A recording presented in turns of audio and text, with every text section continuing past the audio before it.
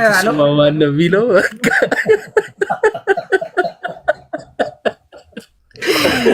በጣም ያሳቀኝ እኔ። አይ ቀለል አሁን በጣም ግራ ገብቶታልና በዙሪያ ያሉ ሰዎች ናቸው የሚያሳዝኑኝ እኔ ቀሲስ። ምክንያቱም ምን ይላሉ? ሎጂክ ነው። አንዳንድ ጊዜ የሚጠቀሟቸው ነገሮች ወደ እነሱ እንደሚመለስ አያስቡትም።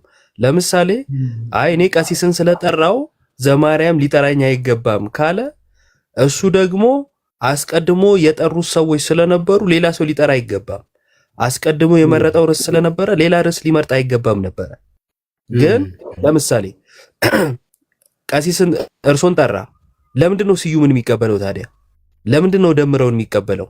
አይ እኔ ቀሲስን ጠርቻለሁ ሌላ አልፈልግም ለምን አላለም? አይ ችግር የለብኝም ከሌላ ጋር ወያያለሁ ካለ ለምንድን ነው ከዘማርያም ሲሆን እምቢ የሚለው? እና አያስኬድም።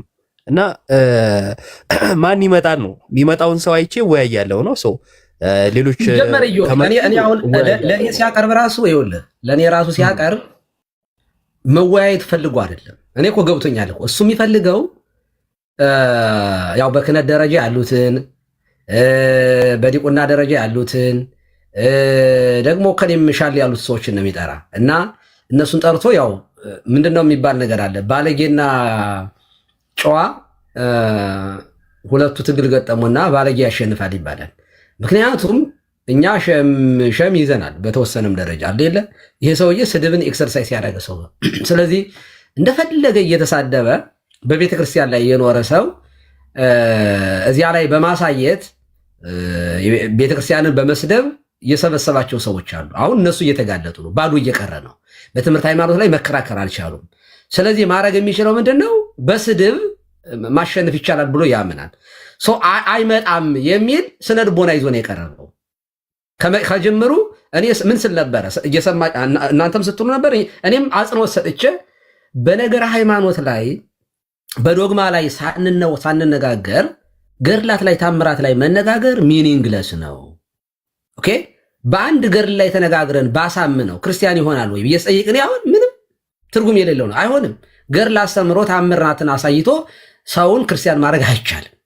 ስለዚህ ከፕሮቴስታንት ጋር መነጋገር ያለብን በዶግማ ነው። አታድርጉት እያልኩ በተደጋጋሚ ስናገር ነበር። እሱን ሰምቷል። ኦኬ ስለሰማ የተናገርኩትን ነገር ራሴ ሽሽሬ እንደማልመጣ ገመተና አይመጡም በሚል ዲቤት ጠራ። ኦኬ የጠራበት ምክንያቱ ፐርፐዙ እሱ ብቻ ነው እንጂ ካንተ ጋር መግባት አይፈልግም አይችልምም። ደግሞ አቅም እንደሌለው ያውቃል። ኦኬ ከሌሎችም ወንድሞች ጋር መግባት እንደማይፈልግ መዋሸት ስለሆነ የሚያውቀው እሱ፣ ማደናበር ስለሆነ የሚያውቀው እሱ 15 ዓመት ኤክስፒሪያንስ አለው። የውሸት ኤክስፒሪያንስ አለው። የመቀደድ ኤክስፒሪያንስ አለው። እሱን በማሳየት ጨዋዎችን በማሸማቀቅ ያሸነፍኩ መስሎ የታየው። ስለዚህ እኔ ኦኬ በሚፈልገው ሪስ ዲቤት ማድረግ ይቻላል። ግን ዲቤት እኮ ስታወራ እኮ ከጤነኛ ሰው ጋር እውነት ከሚያወራ ሰው ጋር የምታወራው አንተ ቤተ ክርስቲያን ይኸው በስጋው ደግሞ አበበ ጉልላት የሚባል ዲያቆን አብሮ አደጌን ገደሉት። ይሄ ጓደኛዬ ኑንማ ድምፁን ላሰማችሁ ብሎ ይሄ አብሮ አደጌ ድምፁ እኔም ራሱ እንደሱ ድምፃዊ ነበርኩኝ እኮ ብሏል። በነገራችን ላይ ይሄ ነው ብሎ ኤቪደንስ አቀረበ። ኤቪደንስ ማቅረብ እኮ አልበቃውም። ተነክቶ ልቡ በድምፁ በጓደኛው ድምፅ ተነክቶ ታሞ ብሎ አለቀሰ። በቃ እባካችሁ አጽናኑኝ፣ እባካችሁ ደረሱልኝ፣ ድንኳን ትከሉልኝ አለ። ከ9 ዓመት በኋላ ሰካራም የድሮ አያቱን እያሰበ ያለቅሳል ይባላል። የሞተው ከ100 ዓመት በፊት የነበሩት ሁሉ ለምን ሲባል በቃ አያቴን ናፈቀችኝ ይላል።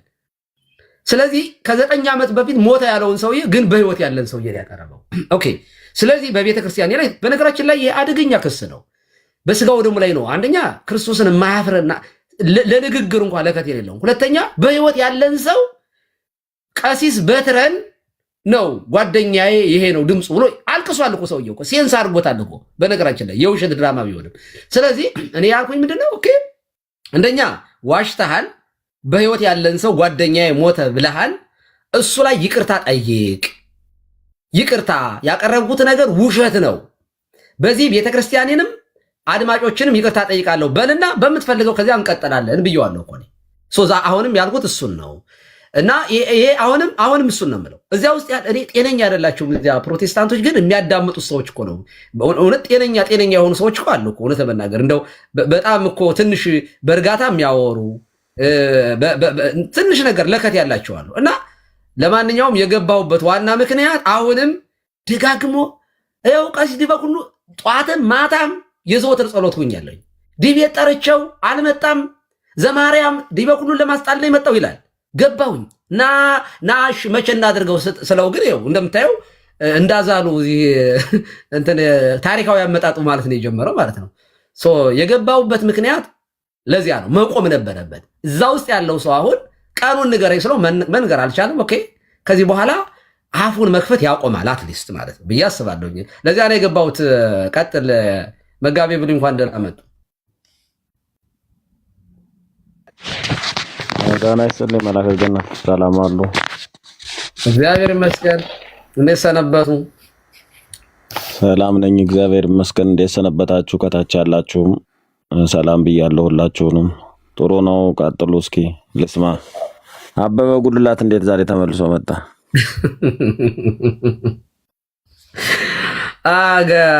ኢዮብ ያብራራው። ኢዮብ ቀጥል። እየቀሰቀሳችሁ እኮ ተስካሩ ሙት ዓመቱ ደርሷል። ለፍታት ነው። መጋቢ እንኳን ደህና መጡ። ሰላም ብያለሁ። ሰላም ነህ? አለን። እንዴት ነው መጋቢ? አንተ ነህ እንዴ? እኔ ተደብቀኸኛል ማለት ነው። እንግዲህ አበበ ጉልላት የሆኑ ነገሮች በተነሱ ቁጥር ማስለቀሻ ሆኗልና እንባ ለማምጫ ግዴታ መነሳት አለበት። እንደዛ ነው የሆነው። ቀሲስ እንግዲህ ከዚህም በኋላ ደግሞ ደጋግሞ ስሞትን መጥራቱ አይቀርም። እርሶንም ሌሎች መምህራንም ጭምር ይጠራል። ምክንያቱም ማካካሻ ነው። ዙሪያ ያሉ ሰዎችን እንደዚህ ስም እየጠራ ካልተናገረ በምን ርዕስ ይግባ? ቀሲስ እርሶን ካልጠራ ዘማርያምን ካልሰደበ ምን ብሎ ይግባ?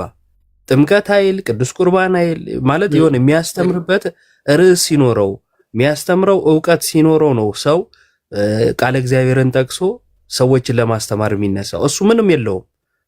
የሆኑ ሰዎችን ጠርቶ መሳደብ ነው ዓላማውና ማየት ያለብንን ነገር እርሶም ዘማርያም ማሳይተውናል። በቂ ነው። ይሄ ና ተብሏል።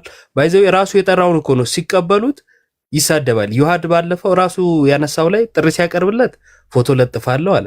ዘማርያም ራሱ የጠራውን ደግሞ ዘማርያም ሲቀበለው ስድብ ጀመረ።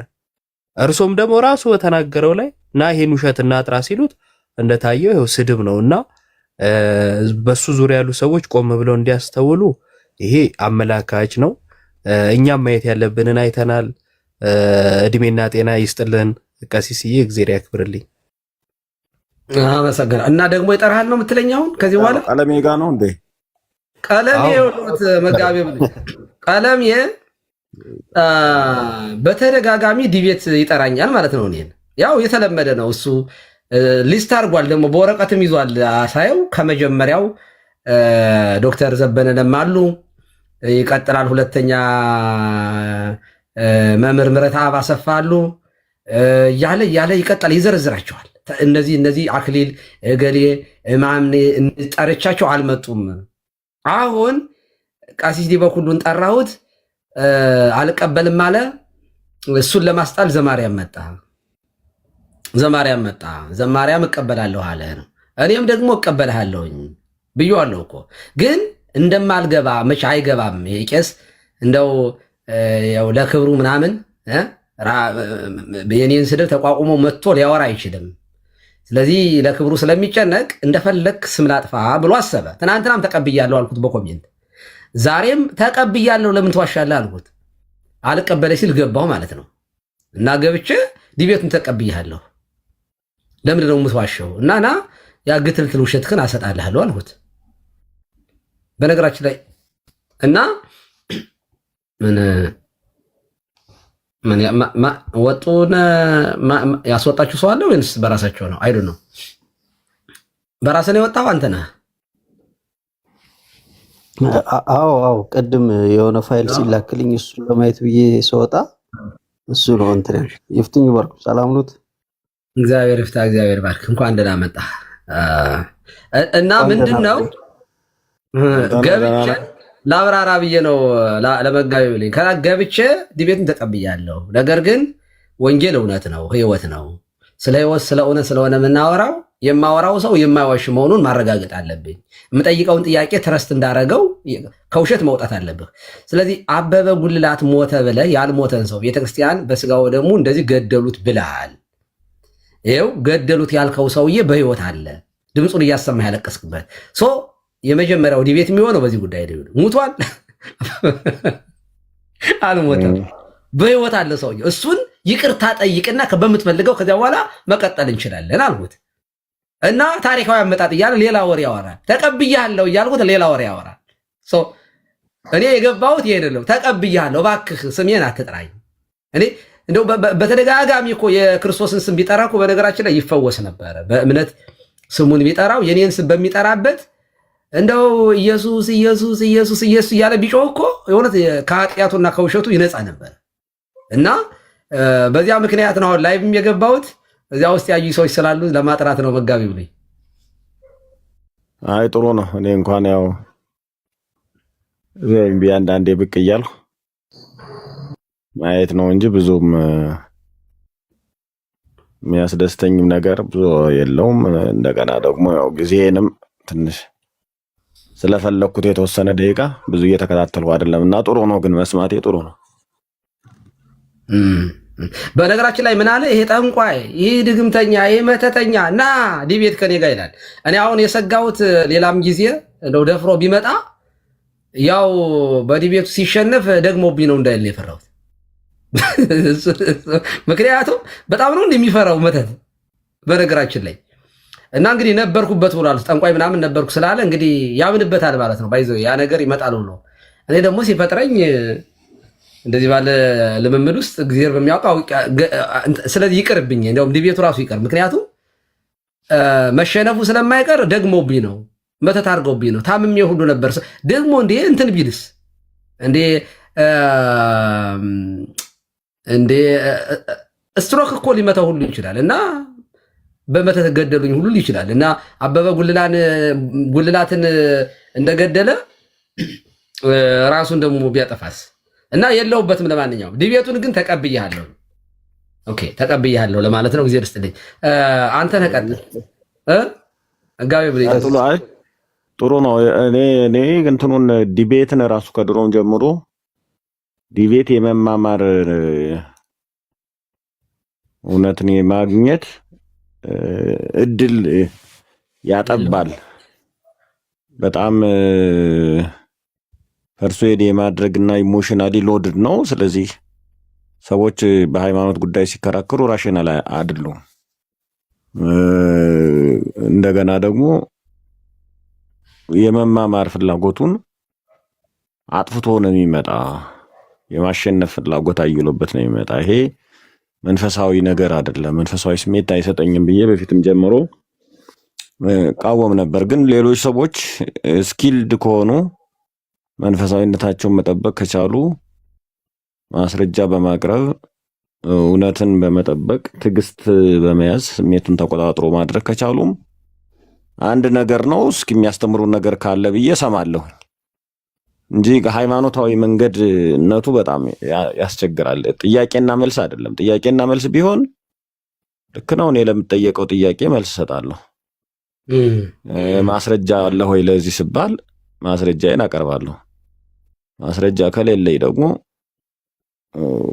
ማስረጃ የለኝም ብዬ ማለፍ እችላለሁ። ለምናውቀው ለምናምነው ነገር ሁሉ ማስረጃ ማቅረብ ላንችል እንችላለን በምንናገርበት ሰዓት ላይ። አሁን ማስረጃ ማቅረብ አልችልም፣ ግን ያለኝ እውቀት ያለኝ እምነት ይሄ ነው ብሎ ማለፍ የሚቻልባቸው ነገሮች ይፈጠራሉ። ክርክር ሲሆን ግን እንደዚህ አይፈቅድም። ምክንያቱም ማስረጃ አለማቅረብ ራሱ የመሸነፍ እድልን ይከፍታል። ቅንነት ስለሌለው ማስረጃ ከሌለ ለምን እንዲህ ትመጣለህ ማለት አካሄድ ይመጣልና ይሄ ትንሽ ስሜቴን እንትና ይለውኝ አይገዛም የኔን። ለማንኛውም ግን እስኪ መስማት ጥሩ ነው። እንግዲህ የሚያስተምር ነገር ይኖረዋል። ዜሮ ማድረግ አልችልም። ምንም አይጠቅምም ብሎ መጋፋት በጣም ይከብደኛል። ግን እስኪ ይሁን የቀለሜን እኔ ጤነኛ ሰውም ስላይደለ ቀለሜን ዝም ብሎ ይሄ ቀለም በቀለም ማጥፋት ነው። እኔ እኮ ዝንቱ ወልደ ቀለም መቀባት ቀለም ቀብተን ማጥፋት አለብን እሱን እንጂ ሌላ አያስፈልገውም። እንትኑ እውነት ለመናገር እኔም እኮ እንትን የለኝም። እኔ ከሱ ጋር አይደለም እንዳልኳችሁ ዋልጄ ስለሆነ ምዕመናን የሚሳቀቃሉ እና እኔ እንደዚህ ካለ ሰው ጋር ዲቤት እኔ መግባት ፍላጎትም የለኝም። ግን በቃ ደረሰብኝ እኮ በቃ ካልመጣህ ሞቼ እገኛለሁ ፈነዳው ሲል ፍንዳታነቱን ያው መተንፈስ ስለነበረበት ነው። እና እኔ እውነት ካለው ስልጣን እኮ እንደዚህ ሲሆን እንደሚባል ስልት አለ፣ የሚታወቀ ስልት ማለት በፈረንጅ ቋንቋ ኢግኖራንስ ኢዝ ዘ ቤስት ስትራቴጂ ይባላል። ኢግኖር ማድረግ አንዱ አላዋቂ ሰዎች በጣም ከማይመቿቸው ነገሮች ኢግኖር መደረግ ነው። አይወዱም። ኢግኖር ተደረጉ ማለት በጣም ነው የሚያማቸው። ስለዚህ እየመጡ ማጥቃት ነው የሚፈልጉት ማለት ሁሌ ይነቁራሉ ማለት ነው። ከዛ ኢግኖር እያደረጉ እየሸሹ በሄዱ ቁጥር የበለጠ አግሬሲቭ እየሆኑ ይመጣሉ። ያንን ባህሪ በትክክል የሚያጋለጣቸው ኢግኖር ማድረግ ነው እንጂ እነሱ ጋር ወርዶ መጨማለቅ አይደለም። እንደዚህ አይነቶችን ሰዎች መተው ነው። ይጨማለቅ፣ የፈለገውን ያድርግ። ዋጋን የሚሰጥ እግዚአብሔር አለ፣ የሚሰማ ህዝብ አለ። እኛም ባለ አእምሮዎች ነን፣ የምናምነውን እናውቃለን።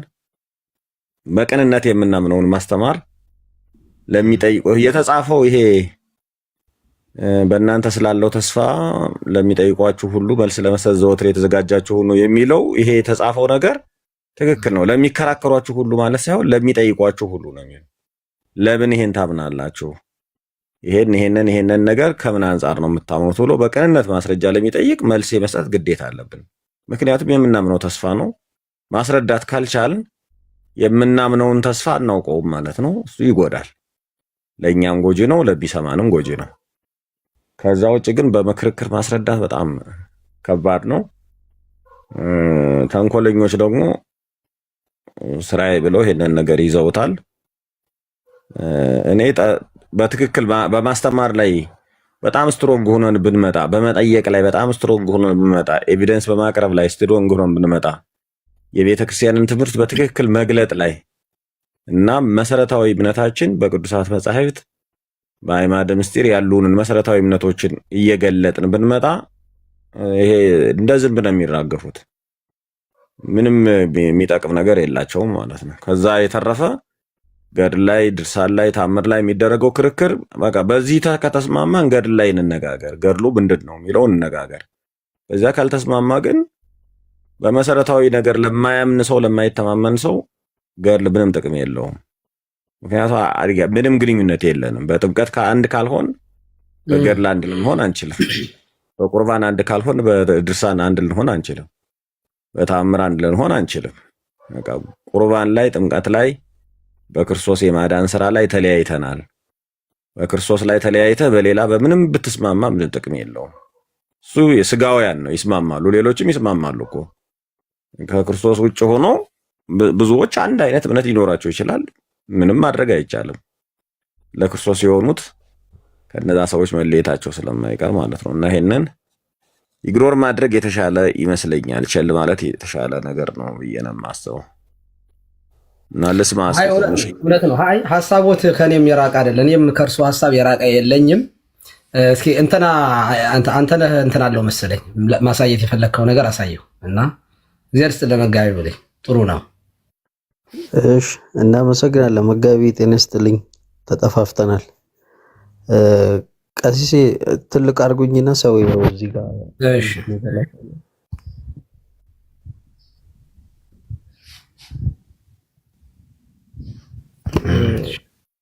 ይረሳል እንጂ ይሰማል።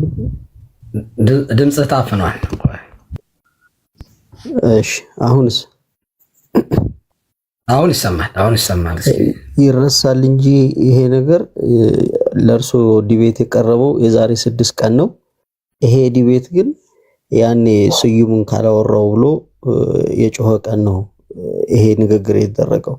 ወንድማችን ዲያቆን ቴዲ ለሱ የዲቤት ጥሪ አላቀረበም። ያቀረበው ራሱ ቀለሜ ለቴዲ ነው። ይሄ ነገር እንዲረሳ አንፈልግም። ሰው ልብ ይበላው ማለት ነው። ቴዲ በፍጹም ለዚህ ሰው ለቀለሜ ምንም አይነት የዲቤት ጥሪ አላቀረበም። ተቀብያለሁ ነው ያለውና ይሄ እንዳይረሳ። ስለዚህ የዲቤት ጥሪውን ከርሶ በፊት ቀለሜ አቅርቧል። ያቀረበበትንም ደግሞ ማስረጃ ስናደምጠው ማንኛውም አይነት ሰው ነው ያለውና እሱን እናደምጠው። ነገረ መስቀሉ ማለት ነገረ ድህነትን ሁሉ ጭምር ያዘ፣ የመዳን ትምህርት ጭምር ያዘ ነው። ነገረ መስቀሉ እንደዚህ እንደሚባል አይደለም። ነገረ መስቀሉ ነገረ ድህነትን ያዘ ነው። ያው 4000 ሰው እየሰማ ነው የምናገረው። ይህንን ማንም አገልጋይ ዲናይ አያደርገውም። መጥቶ እኔ ፊት መጥቶ ገብቶ አያደርገውም። ያው ታውቃላችሁ፣ ኦርቶዶክሳውያን በተለይ አገልጋዮች በደንብ ታውቃላችሁ። እኔ እንደውም ብዙ ጊዜ እኮ ሲወራ የነበረበትን ነገር እዚህ መጥቶ ቀርቦ መነጋገር ጥሩ ነበር እና ጥሩ ድል ነበረ። ድሉን ብትጠቀሙ። ሌላም ደግሞ አሁን እንደዚሁ ጥሪ የሚያቀርብልኝ ሰው ካለ እቀበላለሁ። በተለይ የቤት አሁን ከዚህ በኋላ አገልጋዮች ነው አገልጋይ ክህነት፣ ድቁና፣ ምንኩስና፣ ከስና የሌላውን ማንንም አልቀበልም። የክህነት አገልግሎትን የሚያገልግል በቤተክርስቲያኒቱ የሚታወቅ ካልሆነ በስተቀር ዝም ብሎ ከሰፈር ላይ የተነሳ ፊታቸው አንድ ቀን ታይቶ የማያውቅ የሰፈር ሰዎች ሁሉ እየመጡ ከኔ ጋር ልፊያ አልቀበልም። አገልጋይ የሆነ ካህን የሆነ ዲያቆን፣ መምህር፣ ቆሞስ እንደዚህ የሆኑ መነኮሳት የሆኑ ይምጡና ያው ያኔ ኤርሚያስ ቤተክርስቲያን እንደማቅና እንደማላቅ አላችሁ ማለት ነው። ወይ ደግሞ መጽሐፍ ቅዱስን እንደማላቅም እግረ መንገዳችሁን በዓለም አደባባይ ላይ ታጋልጣላችሁ። ጥሩ ቆድል አላዋቂነቴን ማስጣት ያለብህ እንደዚህ ገጥመህ ሶሻል ሚዲያ ላይ ገጥመን ነው እንጂ ዋናው ነገር ይሄ ነው። ቀሲስ ያዩት አይደለ? ይሄ ከ4000 ሰው ፊት ነው የተናገረው። ከ4000 ሰው ፊት ሲናገር ምንድነው እኔ ቀለሜ ማንኛውም ሰው የቤተ ክርስቲያን እንደውም ስልጣን ጠቅሶ ዲያቆን ማንም ይሁን ብሎ እስከ ካህንም ያው ጳጳስም አለመጥቀሱ ነው ምላሱን ስላለለጠው ነውና ይሄ ነገረ መስቀሉ ላይ ስፔሲፊካሊ ነገረ መስቀሉ ላይ ማንኛውም ሰው በመጽሐፍ መጥቶ ይወያይን ካለ ይቀበለኝ ነው ያለው። ስለዚህ ተቀብሎታል። ወንድማችን ዲያቆን ቴዲ ተቀብሎታል። ከዛ በኋላ ነው የእርሶን ያቀረበለት አይደል? ስለዚህ ቅደም ተከተሉን ለመጠበቅ ኤርሚያስ ያቀረበው ዲቤት ቴዲ ተቀብሎታልና ይቅደም ለማለት ያክል ነው። ቀሲዬ ያደረጉትን ነገር ሰምቻለሁ። እኔ ቅድሚያ መስጠት ባህላችንም ነው። እውነት ለመናገር በሱ ደረጃ ወርዶ ራሱ መነጋገር ከሆነ ኮምፎርቴብልም አይደለሁም ማለት አንድ ሰው ዲቤት ጠርቶ ከዚያ እየተሳደበ ማለት ነው። ዲቤት ጠርቶህ የሚሰድብህ ከሆነ ዲቤቱ መሆን ያለበት ውሸት መስደብ ኃጢአት ነው አይደለም ነው ማለት ነው። እንግዲህ አሁን የመጀመሪያ ዲቤትም ከሆነ ይሄ ነው መሆን ያለበት። መጀመሪያ በኔ እይታ ቀሲስ ዲበኩሉ መተተኛ ድግምተኛ ምናምን እያለ ዲቤት ጠርቶ ማለት ነው እንደዛ ያወራል። ይሄ ጤነኛ ነው ይሄ ሰውዬ? እንደዛ ታስባላችሁ? በነገራችን ላይ ነው ጴንጤዎች እዚህ ውስጥ አላችሁ። አንድ ሰው ዲቤት ጠርተህ የምትሰድብ ከሆነ በሌለበት ማለት ነው ላይ በከፍተህ 24/7 በቃ የምታወራ ከሆነ ይሄ ሰውዬ እኮ ክርስትና ህይወት ውስጥ እኮ የለም እኮ። በነገራችን እንደዛ የምታስቡ ሰዎች ትኖሩ ይሆን? እንደ ክርስቲያን የምትቆጥሩት ካላችሁ ሞታችኋል። እውነት ለመናገር የገባሁትም እናንተን ለማዳን ነው። እዛ እሱ ጋር የገባሁት እኔ ቀለሜ የሚባል ህሊና ያለው ሰው አይደለም። በህይወት ያለን ሰው ሞተ ብሎ የሚያለቅስን ሰው ስለ የትኛው ወንጌል ነው የምታወሩት? ስለ የትኛው ክርስትና ነው የምታወሩት? አም ሶሪ ያ ትናንት ላይ ያሰማኋችሁ የጓደኛዬ ድምፅ ላይ ያልኳችሁ በስተት ነው እና ድምፁ ግን በጣም ተመሳሳይ ነው ማለት እኮ ይችል ነበር። አይ ድምፁ በጣም ተመሳሳይ ነውና ተመሳስሎብኝ ነው ይቅርታ አይባልም። እንዴ ጴንጤዎች ታቷችሁ ከታች እስኪ ተናገሩ። አረ ይሄ ድምፁ ሪከርድ የተደረገ ዩቲዩብ ላይ የተጫነ በስቱዲዮ የተቀረጸን ቅዳሴ አምጥቶ ሲያለቅስ ሶሪ እንኳን አላለም እኮ ይቅርታ። ትንሽ የወንጌል ትንሽ በቃ ማለት የሆነ ትንሽ ሲያልፍ እንደው ወንጌል በጆሮ እፍ ቢልበት ኑሮ ከመጀመሪያው ይቅርታ መጠየቅ ነበረበት። አላለም። ዛሬም እንኳን ገብቼ አስጠይቀው አያቱን ነው እናቱ ማን እንደሆነ ታውቃለህ? አያቱን ጠየቀኝ። እናቱን ያበበ ጉልላት እናት ስለዚህ እንዲህ ካለው ሰው ጋር ገብቶ አንደኛ ከመጀመሪያው መጋቢ ብሎ ቅድም እንዳሉት የኔም እምነት እሱ ነው። ክርስትናን ያልተቀበለን ሰው በበሩ ያልገባን ሰው ጥምቀትን ለኃጢአት ስርየት አያስገኝም የሚል ቅዱስ ቁርባንን የዘላለም ሕይወት አያሰጥም የሚል ሰው በክርስቶስ ያላመነ ሰው ማለት ነው። በክርስቶስ ያላመነን ሰው በክርስቶስ አምነው ድል አድርገው በሕይወታቸው ውስጥ ገቢረ ተአምር የፈጸሙትን ተጋድሏቸውን የፈጸሙትን ሰዎች ታሪክ አምጥተህ ማውራት ማለት ከወስከምቢያው ምንድነው ድስቱ ሳይወጣወጥ ነው ወስከምቢያው ይሮጥ እንደሚባለው አይነት ነው። ስለዚህ ከኢአማንያን ጋራ በክርስቶስ ከማያምር ሰው ጋር ማውራት ያለብን በነገር ሃይማኖት ብቻ ነው። ማለት በትምህርት ሃይማኖት በዶግማው ላይ በትምህርተ ሥላሴ በትምህርተ ክርስቶስ ማለት የምስጢረ ስጋዌ፣ ምስጢረ ጥምቀት፣ ምስጢረ ቁርባንና ምስጢረ ትንሣኤ ሙታን በእነዚህ ነገሮች አንድ ሰው ካመነ እኛ ክርስቲያን የምናደርገው እነዚህን አስተምረን ስለሆነ ማለት ነው። ከዚያ በኋላ ስለ ታምራት ስለ ገድላት እቤት ሳሎኑ ሲገባ ስለ ሳሎኑ ዕቃ ማውራት ይቻላል። ይሄ እውነት ለመናገር ከሆነ በጣም በጣም ምንም ትምህርት የሌለው ሰው ሊረዳው የሚችለው ነገር ነው እኛ የምንለው ነገር እንጂ ከፕሮቴስታንት ስለ ገድላት ስለ ታምራት ጉዳይ አናወራም ያለ ሰው ማንም የለም። ራሳችን እንተርካቸው እንዴ እናነባቸው ይሄን እንዴ በቤተክርስቲያን ማንም ያለ የለም። ግን መጀመሪያ ክርስቲያን ሁን ነው። ኦኬ ክርስቲያን በሚያደርገው ጉዳይ ላይ ስላልተስማማን ይኸው ሰሞኑን ምን እያሉ ነበር? አሁን እንደ አንደኛው እንደውም አጀንዳ ይሄ ነው። ይኸው ሉተራኖች አማናዊ የሚሉትን ስጋው ደግሞ ጴንጤቆስጣን እንኳን ይቀበለ። ጴንጤቆስጣን እኮ ማይንዱ ሲጀመር የጴንጤ የሙስሊም ሴታፕ ማይንድ ነው ያላቸው። መጽሐፍ ቅዱስን ገልብጠው ነው የሚረዱት። ውሃ የሚለው ሌላ ይተረጉሙታል፣ ስጋ የሚለው ሌላ አድርገው ነው የሚተረጉሙ፣ ልክ እንደ መሐመድ ማለት ነው። ስለዚህ እኔ ቀለሜ እንኳን አይደለም እኔ እዚህ ውስጥ ቲክቶክ ቅበተ እምነት የሚሰሩ ልጆች ይመጥኑታል ብዬ አላምንም። ዮኒ ማኛ ሄደብን እንጂ እዚያ ለቀለሜ ይመጥናል ብዬ የማስበው ኦርቶዶክስ ዮኒ ማኛ ነው ወይም ሞጣ ቀራኒዮ ከሱ ጋር ነው ማውራት ያለበት ቀለሜ ማለት ነው። ሲሪየስሊ የሚመጥን ሰው ከተባለ ማለት ይላል እኮ መጽሐፍ ለሰነፍ እንደ ስንፍናው መልስለትም ይላል፣ ለሰነፍ ራስህን ዝቅ አታድርግለትም ይላል። ሰነፍን በስንፍናው ልክ መግለጥም ያስፈልጋል። እውነት ነው። ግን እኔ ሞጣ ቀራኒዮ በዚህ አጋጣሚ እንደው ከቀለሜ ጋር ዲቤት ቢያደርግ በእርግጠኝነት ሞጣ ቀራኒዮ ያሸንፈዋል። ቢያንስ በሎጂክ ያምናል ያኛው። ይሄ እኮ ስድብ እኮ ነው። በቃ ከአንደበቱ እኮ ስድብ ወጥቶ አንድ ቀን ተሳስቶ ሳይሳደብ የወረደበት ግቡና ቪዲዮውን ተመልከቱት። በሙሉ ስድብ ነው። ስድብ እዚያ ቤት ኃጢአት አይደለም ማለት ጽድቅ ነው። ለክርስቶስ መቅናት ነው። ወንጌል ነው ስድብ እዚያ ቤት እና ሰሚዎቹ ራሱ ኧረ ተው አትሳደብ፣ የሚያስተምር ሰው እኮ አይሳደብም ማንም አይለውም። ግትልትል ውሸቱን ያግተለትላል፣ ይቅርታ አይጠይቅም፣ ሳይታመም ታመምኩ ይላል፣ ገንዘብ ይሰበስባል። የሆነ ነገር ስልክ የተቃጠለ ይላል፣ ገንዘብ ይሰበስባል። ይህንንም የሚፈልገው ዲቤቱንም ለገንዘብ መለቃቀሚያ ነው። ባለፈው ዲቤት አረኩ አረግና ብዙ ሰው ሰብሰብ ሲል የማን አባቱ ፈራ አይነት ፖለቲካ ይሰራል፣ ጊፍቱን ይለቃቅማል። ይሄ መበለት ወሬ እያወራ የሚውል ሰውዬ ስራ የማይሰራ ሰው ነው። በሰለጠነ ዓለም ላይ ሆኖ ወይ አይማር ወይ አይሰራ። እኔ ሰራተኛ ነኝ፣ በነገራችን ላይ አገልጋይ ነኝ፣ ሰራተኛ ነኝ። ይሄ እኮ እቤቱ ቁጭ ብሎ በቃ 24 ሰዓት የሚዋሽ የሚቀደድን ሰው እኔ ገብቼ ራሱ ከሱ ጋር ምን ሶሉሽን አመጣለሁ ብዬ በፍጹም አይደለም። ዲቤቱን የምቀበለው ሆነ የገባሁት ግን የሚዋሽላቸው ሰዎች አሉ። መጋለጥ ስላለበት ነው። አሁንም ቢሆን ወንድሞች ዘማርያምም ዲቤቱን ከተቀበለው ይግባ፣ ውሸቱን ያጋልጠው እንጂ ኤርሚያስ ሙቷል ማለት ህሊናው የሞተ ሰው ነው።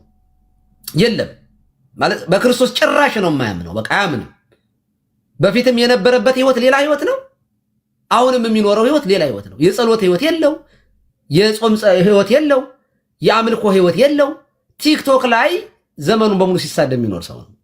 ስለዚህ እኔ እሱ ጋር ገብቶ በዚህ ደረጃ መነጋገር በራሱ ይመጥናል አይመጥንም ካላችሁኝ፣ አይመጥንም። ግን ደግሞ የሚያሳስታቸው ሰዎች ስላሉ ለነሱ ሲባል መደረግ አለበት ነው እንጂ ጭራሽ እኮ በነገራችን ላይ ቲክቶክ ላይ መጋቢ ብሎ ያነሱት ነገር ይችን ብዬ ጨርሳለሁ። ቲክቶክ ላይ እኮ እውነት ለመናገር እውነት ትክክል ነው። ገጸ ባህሪያችንን ራሱ ማለት ወደ ክርክር እየወሰደ ባይዞ እንደዚህ ያለ ልምምድ ህይወትንም ኑሮንም የራሳችንን ጸባይ ራሱ ይቀይራል እኮ። ክርክር በጠየቀ ነው በተከራከርነ ቁጥር ከባለተራ ሚስትና ባልና ሚስት ራሱ ወደ ክርክር ሊገቡ ይችላሉ። እንደ ማህበረሰብ ዝም ብሎ ክርክር ብቻ ተከራካሪ ብቻ የማያምን ልብ ሁሉ ሊፈጠር ይችላል። ሳይድ ኢፌክቱ ይሄ ነው። በነገራችን ላይ ዲስሪስፔክት ያደራርጋል። ግን ምን እናደርግ አሁን እኛ ዝም ለቀ ነው ብንሄድ ዲቤቱንም ብንተወው ምንም ጥቅም የለውም። አሁን እንደ ካቶሊኮች ብዙ የሉም። እኔ ቁጥራቸው ትንሽ ስለሆነ ይሆን አላቅም። ሌሎችም ዲቤት እንደዚህ አላያቸውም። አነሰን በዛም እኛው ላይና የጴንጤቆንትን የፕሮቴስታንቱ ላይ ነው ክርክር ያለው። ሶ አይ ቲንክ ገዘዋል። አሁን ሉተራኖች በጣም ረጋ ብለው ነው የሚያወሩት። ብዙ አልነበሩም። አሁን የራሳቸው እምነት ሲጠቃ መጥተዋል። ሶ አለመከራከር ዝሞ ትምህርትን ብቻ ማስተማር ይቻላል። ግን የሚጠፋ ትውልድ ደግሞ አለ። እኔ አሁን የሚያሳስበኝ እሱ ነው። ዝም ብንል የውሸት ትምህርት ሰው እየሰማ የጠፋ ሰው ይኖራል። እውነትም ገድላት የሃይማኖት መመስረቻ መስለዋቸው ከቤተ ክርስቲያን የወጡ ሰዎች ሊኖሩ ይችላሉ። እኒህ ራሳቸው ይሄ ገድል እየጎተቱ እያመጡ ይሄ እንደዚህ ነው የሚሉት ሰዎች ራሳቸው በዚህ የወጡ ሊሆኑ እኮ ይችላሉ። የእነሱን ኤክስፔሪንስ ነው እየነገሩ ሊሆን የሚችለው። አሁን ስንነግራቸው ሊያምኑን አልቻሉም። ለምን? በድንቁርና ነው የወጡት፣ ሳያውቁ ነው የወጡት፣ ሳይረዱ ነው የወጡት። አሁን ለመመለስ ተቸግረዋል። አሁንስ ቢሆን እንደዚህ እውነት መስሏቸው የሚጠፉ ሰዎች የሉም። ዝም ብሎ መተው ይቻላል? አይ ዶንት ቲንክ ሶ። እኔ አይመስለኝም። እኔ አልስማማም። እንደተባለው በልካቸው የሚያወሩ ሰዎች እየገቡ ያወሩ። እኛ ካህናቱ ማስተማር ላይና በራሳችን በቤታችን ልጆችን በመምከርም ያለችንን ነገር በማዋጣት መስራት አለብን በሚለው 100% ነው የምስማማው እውነት ለመናገር። ከዛ በተረፈ ትንሽም ብትሆን 51% ትንሽ የተሻለ አገልግሎት ይሰጣል ብዬ ካመንኩኝ ይገባለሁ። 49ኙ መጥፎ ሊሆን ይችላል። 51ዷ ታደላብኛለች ለኔ። እና ዛሬ የገባውበት ምክንያት በቃ 6 ቀን ሙሉ ቀሲስ ዲበኩሉ ይኸው አልተቀበለኝም፣ ይኸው ፈርቶ ምናምን ሲቆየ ተቀብያለሁ ብዬ ስለው ደግሞ ይህ ድግምተኛ፣ ይህ ጠንቋይ፣ ይህ መተተኛ አለ። እና ይቺ ሂሳቡ ራሱ ሰውየው ኦኬ በዲቤት ሲሸነፍ ደግሞብኝ ነው፣ መትተውብኝ ነው፣ ምታት አድርገውብኝ ነው እንደ አንደበቴ ሁሉ እኮ ተሳሰረ ሊል ይችላል። ከዚህ ቀደም በጠላ አጠጥተውኝ አለ እሱ ተናግሯል ቪዲዮ ላይ። አጠጥተውኝ ጌታን ስቀበል ነው ድምፅ የለቀቀኝ አለ እንጂ እኔም እንዳበበ ጉልላት ድምፃዊ ነበርኩ ብሏል። እና እሱን ለማለት ነው። ለማንኛውም ቀሲስ ኃይለ ሚካኤል እንኳን ደህና መጡ፣ ይቀጥሉ። እና ከዛ መምህር ፋሲካው ቀሲስ እኔ ስራ ላይ ስለሆንኩኝ ልወጣ ስለሆነ መልእክት ስለተላኩኝ ነው። ይፍቱን መጀመሪያ ይፍቱኝ አንተ አይዚት ቀሲስዬ የተቀበሉትን ዲቤት እኔም ተቀብያለሁኝ እና ቦታውን ይምረጡ ብሎታል። አሁን እሱን የት ቤት በኮሆስት አይሆንም የሚል ሀሳብ ነው ያለው። እሱ ግን አንድ ቤት ራሳቸው ይምረጡ፣ እርሶ ይምረጡ ብሎታል። ቦታውን እና ጊዜውን፣ ሰዓቱን፣ ቀኑን ይምረጡና እሱ በየትኛው ቀን ይመቸኛል ስላለ እንግዲህ እርሶ ይንገሩኝ፣ ከዛ እናመቻቻለን ማለት ነው ቦታውንና እርሶ የሚፈልጉትን ሰው ቤት ማለት ነው የሚፈልጉትን ሰው ቤት ይንገሩኝ ብሏል። እሺ በኮሆስት እናደርገዋለን። አይ ኮሆስት አይሆንም ብሏል። ኮሆስት ጭቅጭቅና ጥል ስለሚሆን እሱ ይቅር። ምክንያቱም አንድ ሰው እርሶ ግን የፈለጉት ቦታ ሰው ማለት አሁን የፈለኩት ቦታ እንደማይመጣ እርግጠኛ ነኝ። ዜድ ነው የሚያስማማችሁ እኮ። ስለዚህ ይምጣ ጠራው። አሁን ይምጣና እዚህ ጋር እንነጋገር። እኛ ዲስሪስፔክት አናረግም። እሱ ያው እዚህ ትልልቅ ሰዎች አሉ። ይምጣና እዚህ ውስጥ እኔ በስነ ስርዓት አወራዋለሁ። ይምጣ ጠራው። ሽማግሌ ማያስፈልግ ሰጀስት የሚያደርጉት ሰው አሉት እርሶ ቤት። ዜድ ስማኝ፣ እኔ ሂጅ አይደለ ተቀብያለሁ ያልኩት፣ እሱ መጥቶ ተቀብያለሁ ይበለኝ። በቃ እሱ ነው መፍትሄው። እሱ ነው። ይምጣና ምንም ያለ ምንም ገደብ እንዲያወራ አድርገዋለሁኝ። ወጥቶ በዚህ ጉዳይ ዲቤት ከገባ እኔ የፈለገው በሚፈልገው ሰዓት እንደው ቤተክርስቲያን እንኳን አገልግሎት ካለ ፈቃድ ጠይቄም ሆነ እገባለሁ ማለት ነው። ምንም ችግር የለውም። እና በዚያውም ቅዳሴ እናስቀድሳለን አብረን ማለት ነው። ድምፁን እየከፈትን የወንድማችንን ተቀብያለሁ ብሎታል። እርሶ ምንድን ነው ይፈልጋል? በቃ ይምጣ፣ መጥቶ ይንገረኝ። ዜድ ተቀብያለሁ፣ እኔም በቃ ተቀብያለሁ፣ ነግሬዋለሁ። አላንተም ተቀብያለሁ። ይምጣና በኮሆስት ይሁን ሰው ማንን ይሆን የሚለውን አብረን አይ ከኮስት ውጪ ቦታውን ይምረጡ ብሏል። ይምጣ እኔ እንደመጣሁኝ ይምጣ እያለ ነው ከታችም ያለው ሰው። እኔ ሄጄ አይደለ እንትን ያልኩት ይምጣ፣ እዚህ ጥራው፣ ሸር አድርግለትና ይምጣ። ዜድ ቴንኪው። ወደ ሌሎች አመሰግናለሁ። ሼር ላድርግለት። እሺ እዚሁ ልቆይ። አመሰግናለሁ።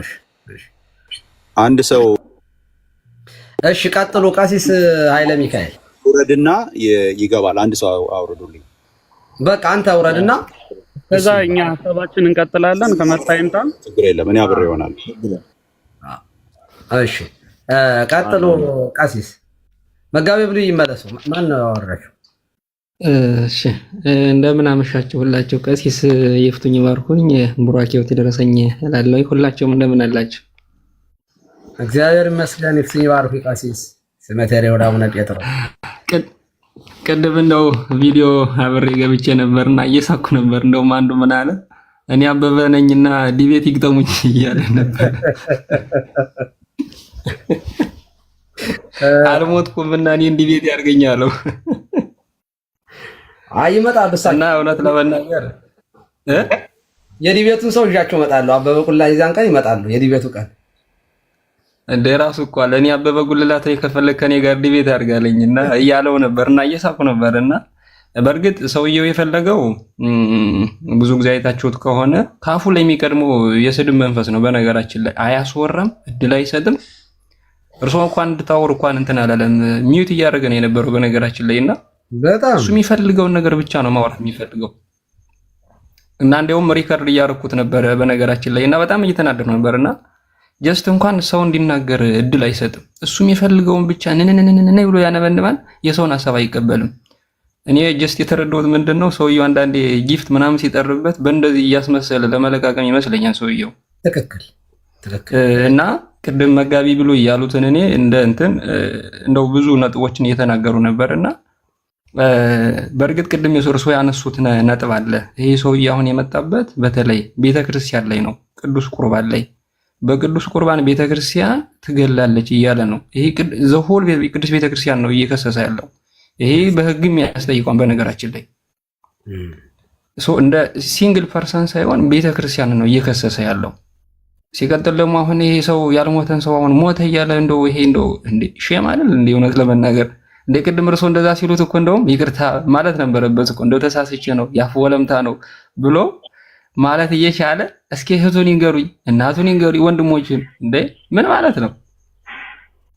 በዚህ ደረጃ አይናፍጥጦ ኧረ በስመ አብ በጣም ይገርማልና አንዳንዴ እንደው ቅድምም በውስጥም ጽፌልዎት ነበርና ሲያናድደኝ ጊዜ ነው እንደዛ ሲናገር ምናምን ቢያንስ እንኳን ሲያወራ ትልቅ መቼም አንዳንዴ ሌላው ይቅርና በእድሜም ትልቅ ሰው መሆን እኮ አንዳንዴ ሪስፔክታንስም ያስፈልገዋል አይደለ? ምክንያቱም እድሜም ስለሚያስተምረው እና እኔ እርስዎን እንደውም ቄስ ለማለትም እንደ አንቱ ለማለት ምናምን እንዴ እና ምንድነው ክርክር እንደዚህ ዲቤት ምናምን ሲደረግ እርሱም የመጡኑ ሰዎች ይኖራሉ።